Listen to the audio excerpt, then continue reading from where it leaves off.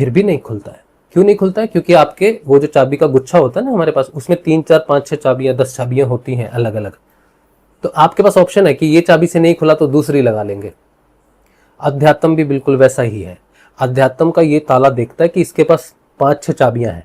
एक शिव भगवान की है, एक दुर्गा माता की है, एक हनुमान जी की है, एक गणेश जी की है, एक पितरों की है, एक इष्ट की है, एक उसकी है, एक उसकी है, और एक गुरु की चाबी है। तो ये सारी चाबियों का प्रयोग करता है अपने जीवन में। तो भाई अंदर गया तो इसने तो बड़ा समझ ही नहीं पाना इसने क्या हो रही है चीजें, क्या क्या नहीं हो रही है। तो ये ताला, वो जो चाबी लगती है जिससे खुलता है, उससे भी वो ताला नहीं खुलता।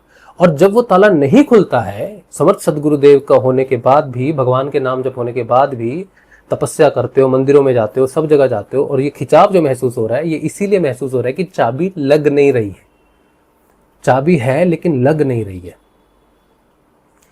तो यहां पर आता है समर्पण। आज्ञा चक्र का जो द्वार है जिससे आप होके तीसरी आंख तक पहुंचोगे, इस द्वार को खोलने के बाद तीसरी आंख में पहुंचना है अभी आपको। अब ये द्वार खुलता है सिर्फ और सिर्फ समर्पण से। समर्पण का मतलब क्या है? समर्पण का मतलब है कि जैसे छोटा बच्चा होता है और छोटा बच्चा अपने पिताजी पर बड़ा विश्वास करता है, और पिताजी उसकी उंगली पकड़ते हैं और उसको चलाते हैं। पिताजी जहां भी ले जाते हैं, बच्चा हंस से खेलते उनके साथ चला जाता है। तो पिताजी पर विश्वास है। माता कुछ खाना खिलाती है तो पूछता नहीं है माता इस खाने में क्या मिला है, तो वो खा लेता है।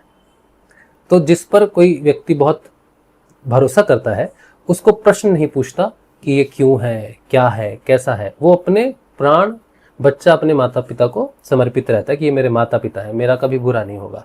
तो संसार में उसके वही माता पिता है।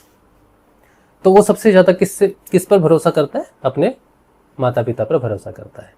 इसी तरह से जब आध्यात्मिक गुरु आपके जीवन में आते हैं, और आध्यात्मिक गुरु तब आते हैं जब भगवान प्रसन्न होते हैं। तो आप कोई तपस्या कर रहे हो, भोलेनाथ की कर रहे हो, शिव जी की कर रहे हो, हनुमान जी की कर रहे हो, किसी की भी तपस्या कर रहे हो, मैंने पहले कहा था ना, भगवान फल दे दे तो अच्छी बात है, लेकिन अगर भगवान प्रसन्न हो जाए तो मुश्किल बात है। क्योंकि भगवान के प्रसन्न होने का मतलब है आज्ञा चक्र पर खिंचाव, सर दर्द, अंदर जाना, साक्षात्कार करना, और ये कोई करना नहीं चाहता।